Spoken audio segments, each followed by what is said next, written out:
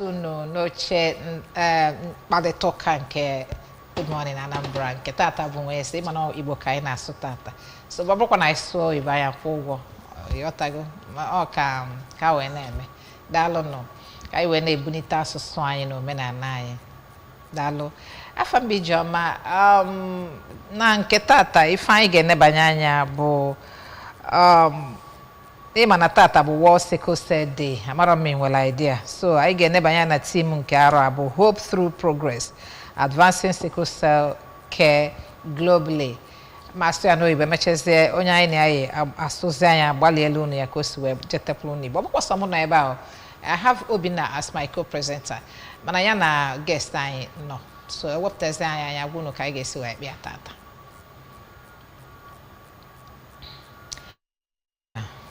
Good morning, ụtụtụ ọma nke ekonomi.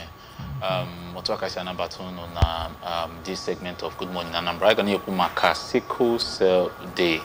Anyị ekwugo na team taa bụ Hope Through Progress Advancing Sickle Cell Care Globally. So oyi a ga-ekwu maka ya taa. Anyị enwego onye ga-akọwara anyị maka ife bụ Sickle Cell and ọtụtụ okwu anyị ga-ekwu maka ya. Anyị ga-ekwu ya ka anyị ghọtakwa ife a na-ekwu maka Sickle Cell. No. Thank you. Dalo. Yes, onye anyị na nọ bụ Nonso Anene. Nonso Anene bụ the president of Olive Sickle Cell Initiative Nigeria.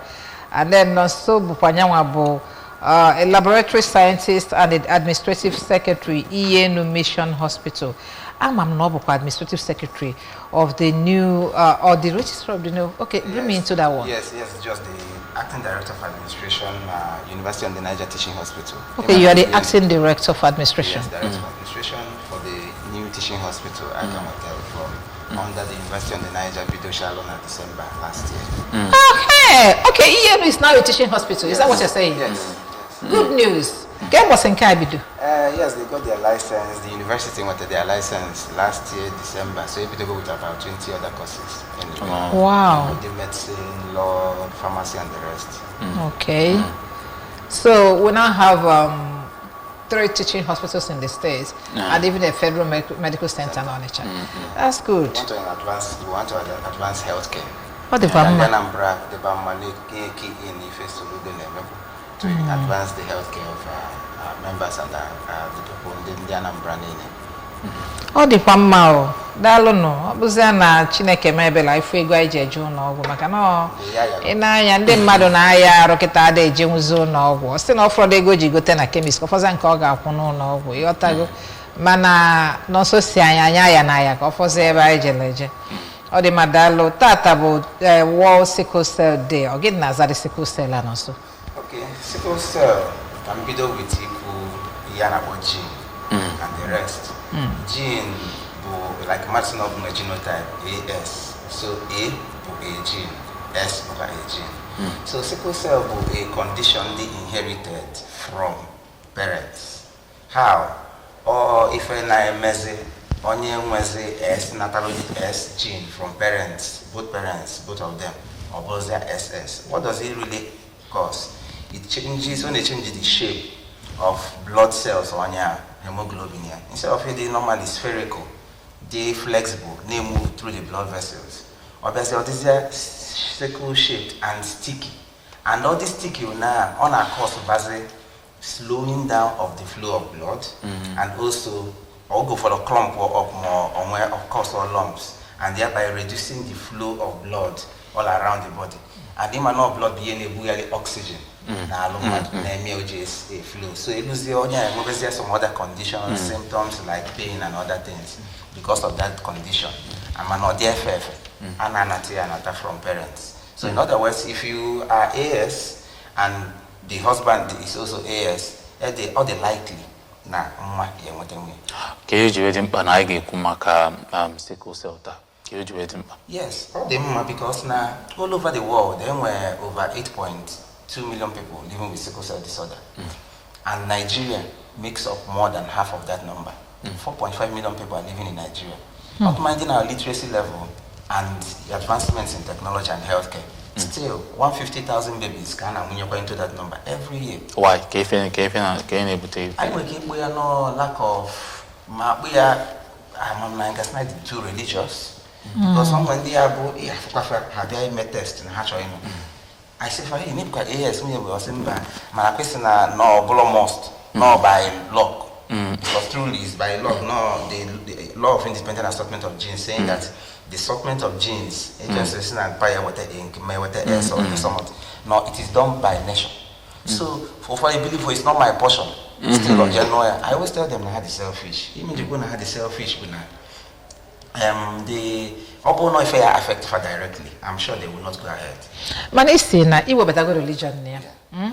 Manama na mbanye n'udi na nwunye na ndị ụka ama agbaga akwụkwọ ma ọ bụ na gị na di gị bụ ASAS. So kedu kizebe religious wellness ya? Ị ga-eje test na ụlọ ọgwụ ndị ụka. Ọ bụ na agba na Catholic ije na Boromi ma ọ bụ na ibi Ọnịcha or any of their mission hospitals. Ọ bụ na Anglican ije n'ihe no any other of their mission. Iweti ya inye ụkọchukwu ofia before we na afa agbamakwụkwọ. Okay, I go research on that. In fact, part of our activities is advocacy. We meet these people who ndisi n'ụka mana alakuba mana ndị ụka. I na-meet if not everybody na-agbasi akwa amụma. Ọ ndị gbara nkwụ na mgbọrọ onwe ya. That's why we also go to traditional institutions. We've gone to like people like Obi Ofoncha, who is the chairman of the Traditional Rulers Council Anambra State, because this things is based on advocacy. Imagine when they put up a law, if I go to flag no one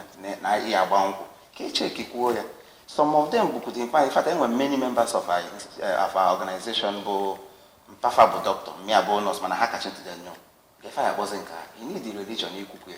So my way and I na the obstinate, na I don't know cause the fact of na you don't blame some people when they do not test them. I probably not AA. Loser all the goes even one way is a send up Sickle. Or Genesis your boy shop and I have the AS and I'm AS. So which means Kawa for then when many other factors that contribute. Many other factors so Gunyalon can a mother will keep at an lab. Go beyond your lab. Because not fall go in love or when they all make it. You man offer don't do okay. They are trying, man. Some of them they lose the focus now. The genotype interest. Nature is also not the email. If so, it HIV. Yes, so and then Hannah, Father Mobuko, Kunene, Funa, okay, not the email. Can we make blessing of marriage? Shop will be out. She was no one have yes, so what put the knowledge on that? I see many of them. They send the result back. Here, Chezo, in a cleanness at the door, post a picture, happy married life.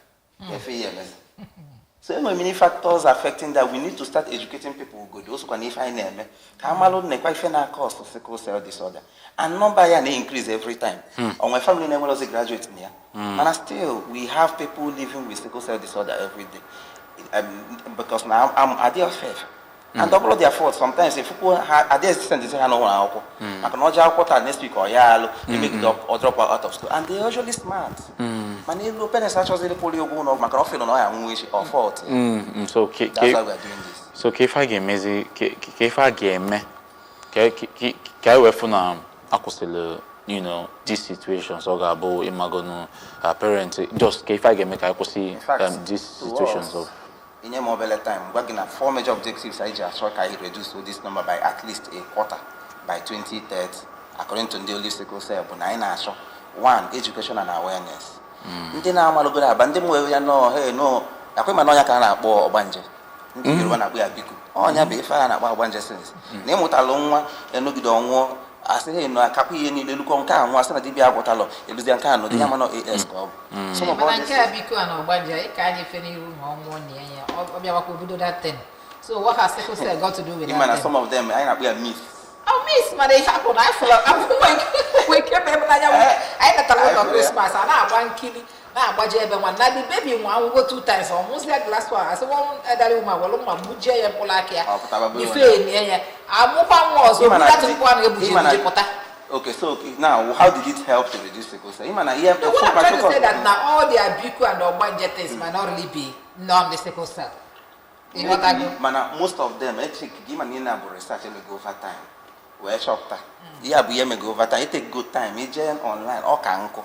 Even here in Nigeria, You know, most of them was cultural beliefs makes get evolve.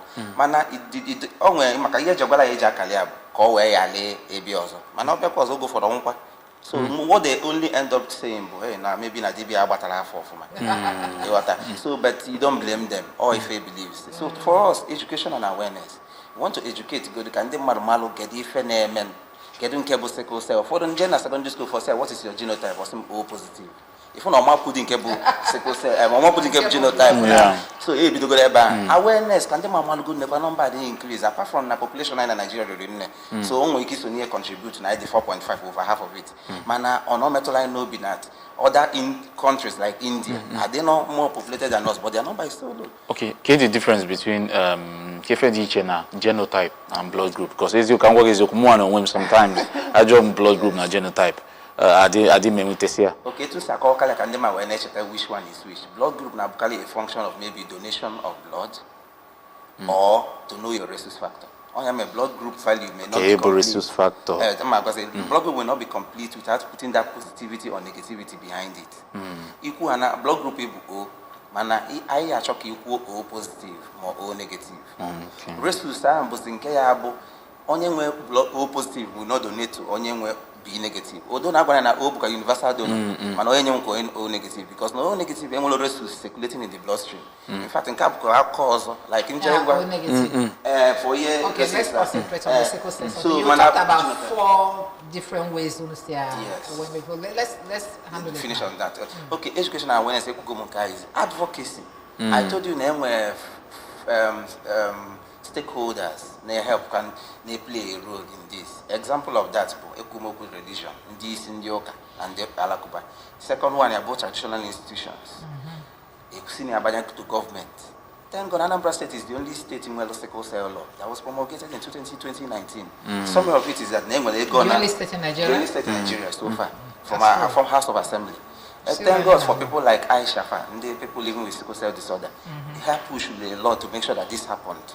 And now, you mean some of it is that they make AS, you are liable to pay this amount of money or go to prison or both. Ukoshkum or father or pastor is liable to pay this money or go to prison or both. So we are hoping that reduces. My name not help her reduce. So you may not solve it totally. Man, open and do Koshkum on the pastor on the father be donor request for those tests before not Thursday before wedding. I chopped an oil for the name. Thursday before Saturday I test. Come on or the pregnancy.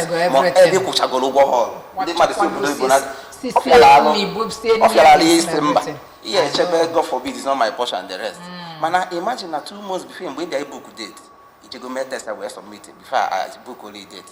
Or your help reduce those discordance. Yes, before I remember announcement and a bulletin. If you do good near, then Thursday before the wedding, each of us check the pregnancy test. I make us if not win-win for both sides. Advocacy come to us. We want to speak out for these people. Some of them may lose their jobs.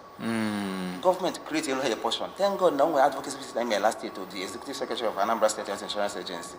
He was very happy. In fact, I did happy. I recognize I have a chunk number slot, however, for minorities, some displaced minorities like sickle cell people, Mandi HIV. I want to say refer to them. 18 and health center. I can manage sickle cell patients at their easy. Every this you know going to happen. Transfusion of blood. Get blood. Get most hospitals are less than 25,000, just a pint. I was in here every 2 weeks. Imagine you manage easy. So on your advocacy, it's in your hall, or on Ayaluma, or Blofort to fascinate your hall. Have access to education. No one nation, they should have access to quality education. The next one are psychological support. Most of these people are they enjoy feature the next 5 years in beautiful dreams. Most of these people don't have dreams. They believe that they will die in one nation. So they don't have this. So imagine when even in your secondary school, particularly you go sports. I still go by any man of come here boogie. Madonna Martin, Mahabago reports of one name stigmatized here. Imagine your psychological strength at that point. We have team members that provide counseling services. So let them know that your dream I help work, let you live a fulfilled life. Even if you die in one nation, let it is good. Also on the part of the parents, some of them ignorance. They check one test. So and almost maybe no lab equally no AS because no AS. So some of those people are always living that constant guilt, no one fault here and we are builder. We provide counseling to them and still let them know then that there is hope. Then the last objective for us is philanthropy. When they know makana genotype was 3,000 more, not 2,500 more. Only go jam one or no spending go there. Every of these services we provide is free of charge.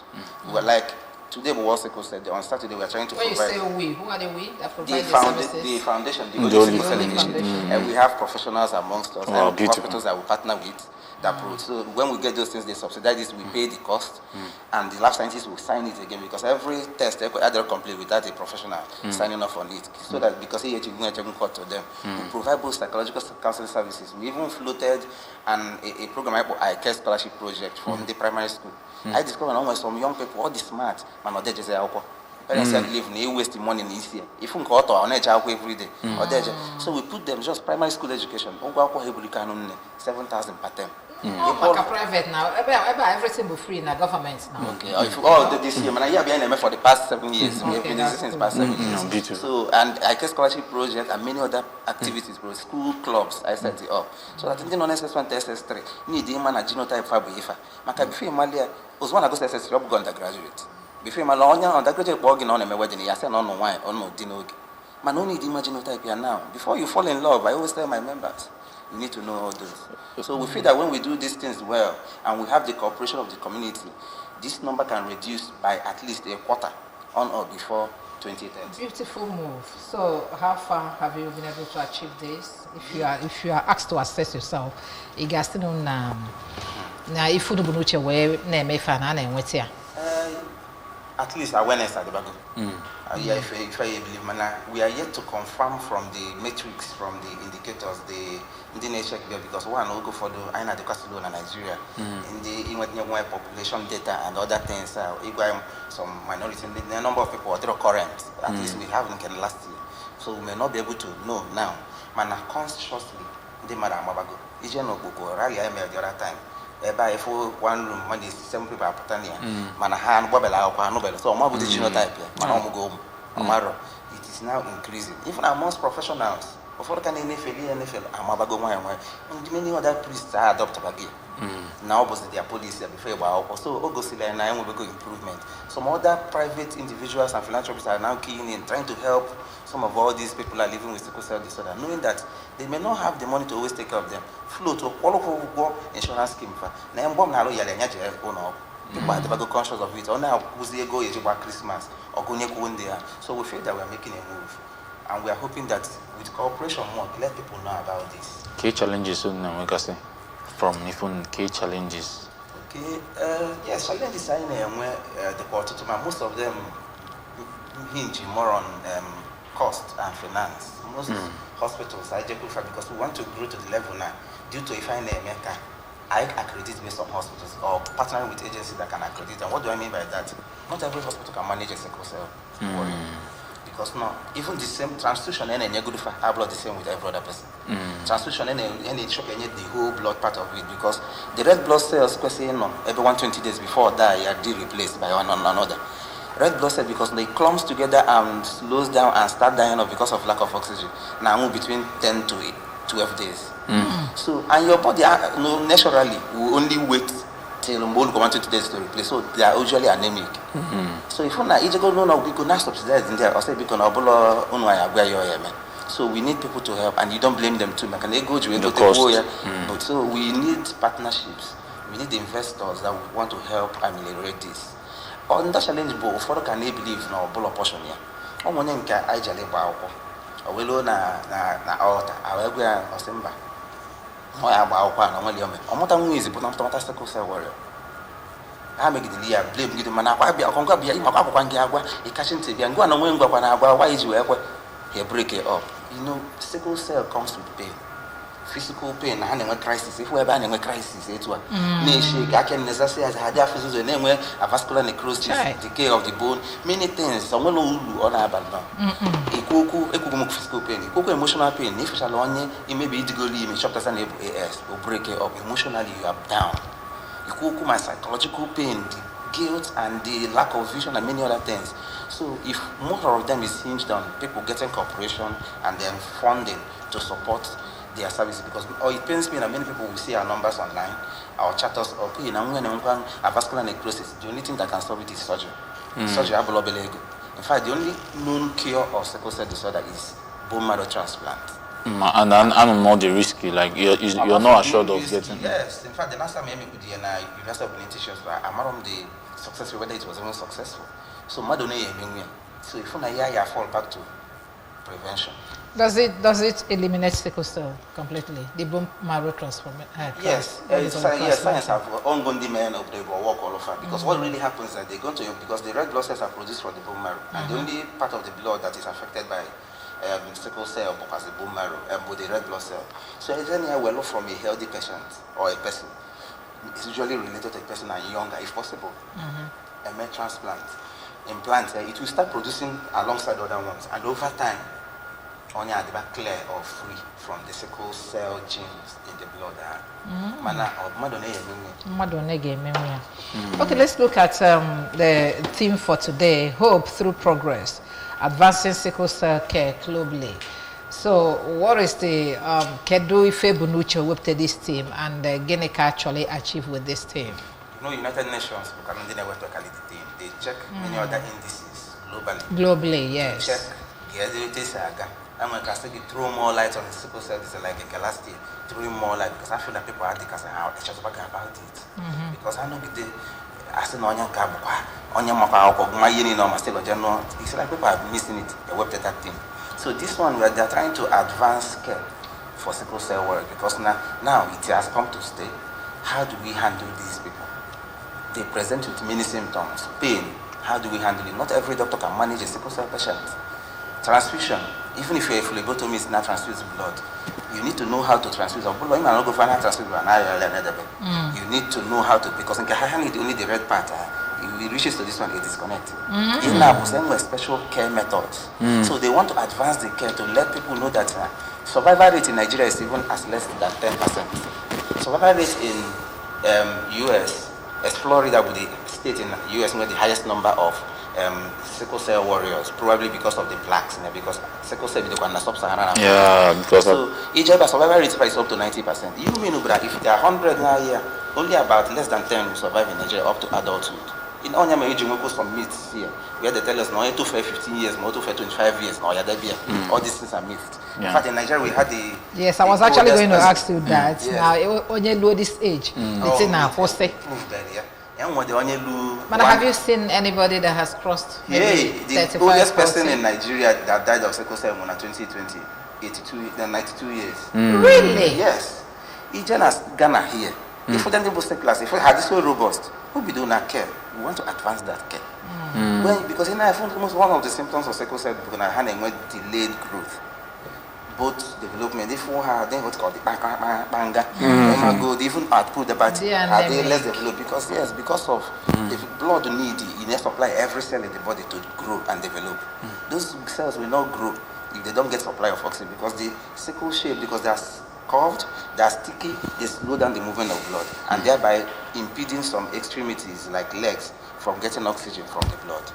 And Mbalo usually produce only 120 days or 80 to 120 days. Jesus. Or Chabakati, when the new cells will be produced, man, already dead cells are good. So that's why we do transfusion. Man, in America transfusion, ferrous, that's the iron part of the blood, they contained in the white blood part of it. So excess of it, every America transfusion, so I need the professional care in managing them, but not on me. When you say now, I'm this age, overgrow here. Maybe it's either you can prove it by saying physiological changes need to get adapted. This time, adapt. But besides that, if you don't take care of yourself, the person may still die, either from anemia or other things, stroke. Because clots of blood that has clotted together. You will block all the part of the brain that is controlling movement or that response to that side. Or when you have stroke, or if a sickle cell occurs. Pains, I know the chest pain, imagodin, or diaphysis of man, the rest. I was actually going to ask you what are the, amaguruna, their looks and everything. The other symptoms, other signs that I gave for as a novice, you know, you had a sickle cell patient? The aim shouldn't only be our Malcolm of sickle cell patient because we are prone to stigmatizing them, and at least just for knowledge sake. Apart from the looks, yellowing of the eyes, hands, because of anemia, the malnourished part of it, some of them, not all anyway, now they look malnourished because of that anemia. Pain, especially on chest pain, pains in the extremities, or the chest pain, eye vision are very reduced. And some of them got to the even extreme of having extreme conditions like avascular necrosis, as I told you. The bone also needs oxygen to continue developing. Man, the tiny veins that get it to them, low because the bloods have been clotted or they are slow to reach there, they start decaying. So those ones can come in. Before them were wounds, no unnecessary ulcers, are there none.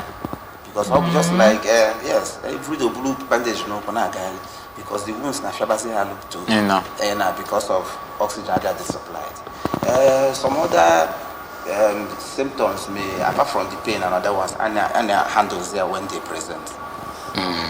So, because statistics negotiable say 1 out of every 13 African Americans in the US has the sickle cell trait. Approximately 100,000 people in the United States have sickle cell. It is the most common among people with ancestors from sub-Saharan Africa, South America, the Caribbean, Central America, Saudi Arabia, India, and the Mediterranean countries. So, historically,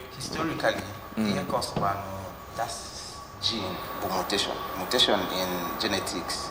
A way body, every human being started evolving. And obviously Nigeria for years, to go no need from the tree. And if I may order don't catch it, no need to whatever mutation. So, but now also in gene, it helped malaria the endemic in sub-Saharan Africa. So it was a mutation from the body to in a way to handle malaria. So most of us are migrated from Africa to the sickle cell gene. Man, not a problem. In fact, opening AS. I chopped go from research that you may not be prone to malaria. Man, now, what was the problem when AS and AS knows there? H1 cancer transmit is there to their kids. So that's historically to the sickle cell genes that they produced. So any problem on your AS now encounter? That's right. As per where the sickle cell gene. They are just carriers. In fact, as I told you, when it comes to handling malaria, Hannah handled the malaria better than anyone with the AA. Really? So yes, that's why I told you no mutation. Over time, from 1919 was the first time I recorded the year. So, so 1960 when the first blood transfusion, our chapter said yes, now that gene is there. Okay. All right. So let's do. No, before we go on, let's take a break. All right. We'll start asking concluding questions now. We'll take a break here. We're coming.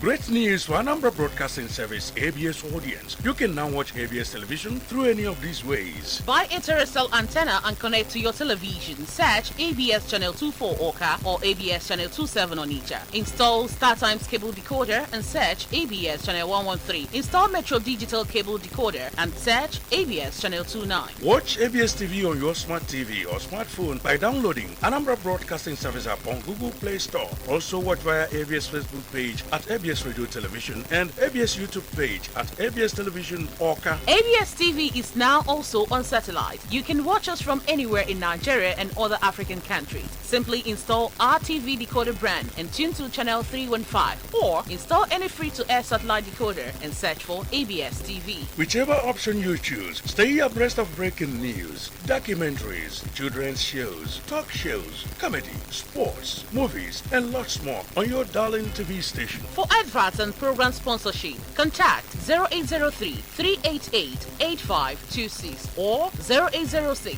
883 9902. ABS, Heartbeat of the East.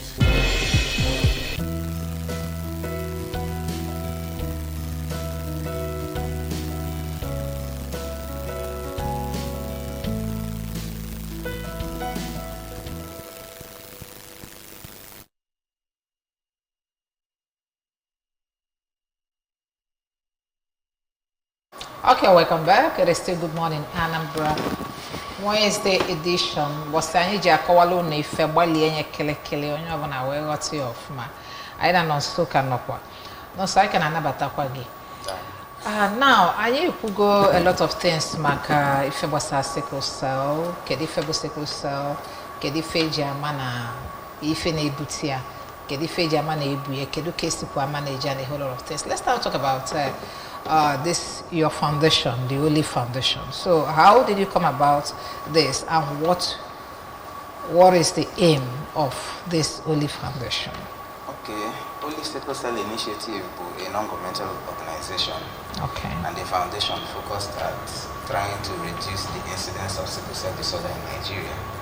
And as I said earlier, we're trying to do that and achieve that by 4 major objectives: education and awareness, advocacy, philanthropy, and psychological support. And I hope I achieve it. Here, maybe Nigeria, multiple of our friends, our young ones, we grew up with eating many of them.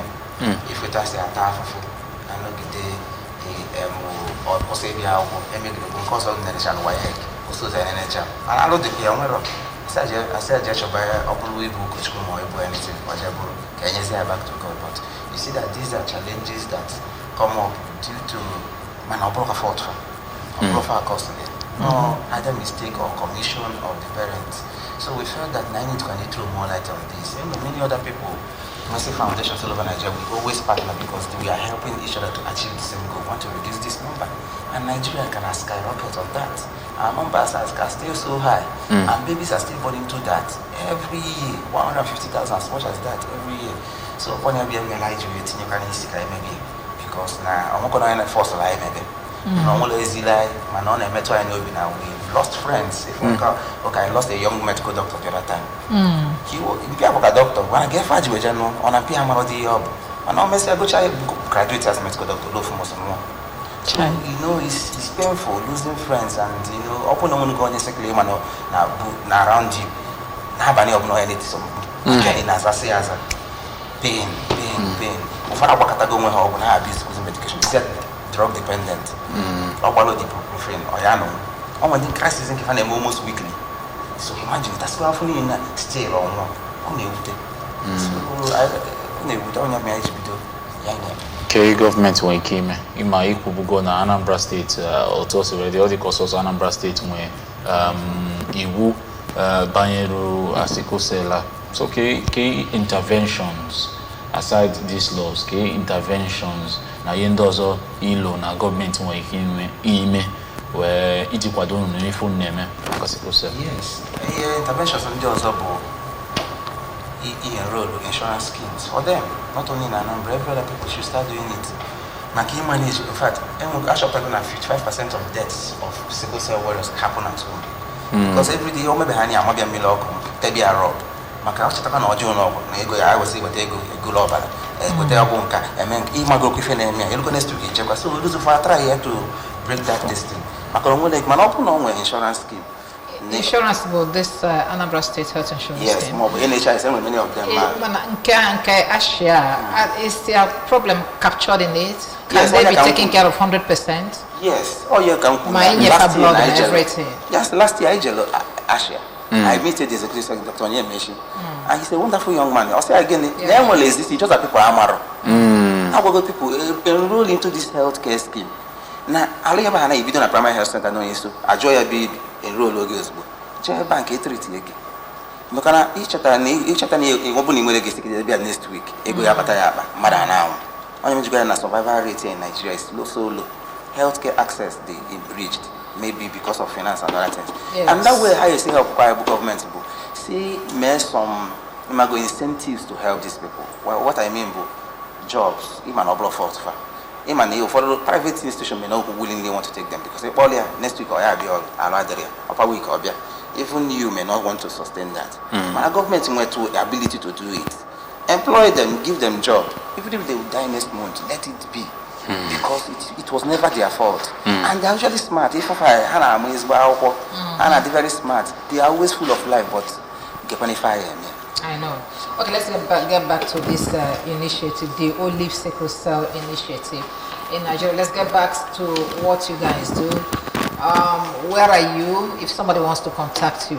Okay, simple thing. Jenna Facebook search at Olive Sickle Cell Initiative. You see us there. Oh, you want a smartphone to go to Facebook. I'll be doing one of it. It's not again. Olive Sickle Cell Initiative. Okay. You search at Facebook, you see us. Or you can call any of our numbers. Like I can call mine. I'm not allowed. You don't have a designated office where I'm someone can come. Okay, let's start from there. Okay. I'm in hospital. You can quickly come. Ask of me, and then you can come out. I'm got some team members and I'll but that's what I want. What about something? When they can on Oka? When they can on the but all can live in youth. In fact, one of our board of trustee member, who an associate professor in hematology, specialized now, but Dr. John Aneke, he journey on our youth. So, but the problem when can on Oka? On my member on Oka, on their medical records unit now, Amakoka. So, mania jeko number, nepo hana mo search I send their message. We can easily know Joy being connected to any of them. In fact, some of them, the association of people living with sickle cell disorder, which Agwabungina Aisha, Sifana Anambra State. We can link it up because through her, some government and philanthropists now are support of her. How we sickle cell clinic no you by access your healthcare free.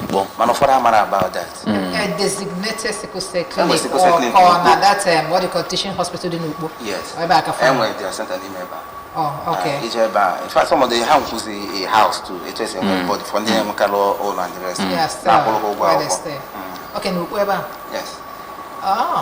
So I think so. She's the one running that, and they're doing quite well. Many of them don't go many other people for philanthropists, naturally, and this stuff for high, but they've been helping so well with them. So our concern, but anyway, we partner with any agency as long as they are helping us to reduce this number. We are in the same team. Okay. Is it possible you give us the number so okay. that? Should I still go? No, go ahead. 080-6851 6722. 080-6851 6722. All number be fire, so that we can help to connect them and then link them up to where they can access services. Okay, that's beautiful. Thank you. Now, what is your message to the first set of people? Again, the message they can akwado ibanadina wunyofo, and then they bagula not on the situation. What the sickle cell, or then need to be regulated that can manage themselves. What is your message to them? Okay, also nezijelo ndi nacho inodibu. And well, quite fedica law when you have sickle cell in a family. Pain, you know, the year job, a ball of Wallabia, but not Chicago no was. Bob Nabohan and a phone, never had no Kushuku Makayan and Mamonka on them. Try to avoid it. Ibohanib AS. Before again, a mother J date, noon, Malo moon, Jugudia Gaginotypia. Kaya lebu fee mali obona love e oshigoganya nka bozi ndị sijerufa ndị nogolano jisnike anyị mana ụfọdụ bụ na ha amaro ụfọdụ na lab ebe ha jere mee mistake ha mee no problem jisnike Chineke ya na anọ ekpele anyị and we will continue to survive. For other young people, I always tell them check and confirm your genotype. Go and confirm. I'm one of my members, a professional too, a nurse, but not travel go with the now. Mana no the basi anko odigo ku mo mo na nya bu AA. Say olofu mo so bolo no bia no no be transfer am we 3 years. Because I say get me choma even you. I think get na nya bu AA. Nya bu AS. No nya bo ja take careful no yan. Bolo dia je no full lab dey no road. Lo eba then I say na fa bu AA. Or when I have a mistake ya hapo ba. No ma bu na nya bu AS. Lose ebo za say na nya bu AS dia bu AA. I say dey kwam no ma na nya bu AS. Not knowing na nke dia di wrong. So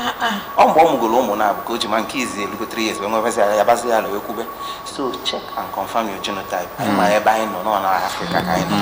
Imagine. Very important. That really happened to me too. While I was entering the university, you know, those tests and in those days, they say I'm AA. But when I was getting married, it's I was AS. So why they said that number AA, by number AA, until the time I was getting married, I had to check again and discover I was AS. So when your ages, young people come, then again, any way you can. Don't stigmatize them. Talk with them. Don't stigmatize my couple of photos. And my parents are booking have no man. No be on the American yali bully and we man opposite it is a treat for the psychologically they are not. But to form a principle to sickle cell you also have to talk to them.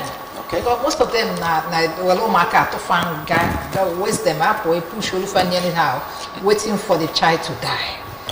That's the worst thing you can do to a human being. And not even no fault, not your own fault. You go. Thank you. Thank you very much. Now, so and then the president of Olive Sickle Cell Initiative Nigeria, and then also the laboratory scientist and the administrative secretary ENU Mission Hospital, Ogidi. He's also the assistant registrar. What's it say? Administration. Yes, the acting director of administration, University on the Niger Teaching Hospital, ENU. Okay, that's a new entrance. So very soon we'll get used to that one. Yes. Thank you for joining us this morning as we looked at the topic World Sickle Cell Day. Amara me mola idea ota atakane mi o ka jipata no so ka we kai we ne banya ni fe bosta sickle cell obina. Dalu na otisi bebe nyela anya kwa maka sickle cell ta. Ai ma na ndị niile sonyela anyị na ha gelu ntị mma ekwulu ọtụtụ ife gbasara sickle cell. Anyị amago na love abanyere na sickle cell a maka ijili love ba onwe otu si adị ma emecha. So unu ga-anọnyela anyị ụbọchị ọzọkwa echi na Friday ụbọchị ọzọ na another edition of this section or segment of the Good Morning Anambra. Afambo Obinna. Odimandalo no afambo ijoma uche God keeping us I know na lekwa echi wadele wegaba and eke no ndi meloka ka unu no ai tata bo Echo Will Dan and Co ndi ne na studio this morning. Dalo no the camera guys. Dalo no the Aguna Pascal Aguna and Co at the MCR. And then if he Chinyere, Tina, a whole lot of people in the house, these are the producers anyway. Thank you very much for making it happen today. Oh, Tata of my keyboard. Dalon Maki Meka, if any name Tata Gang of my coordinate.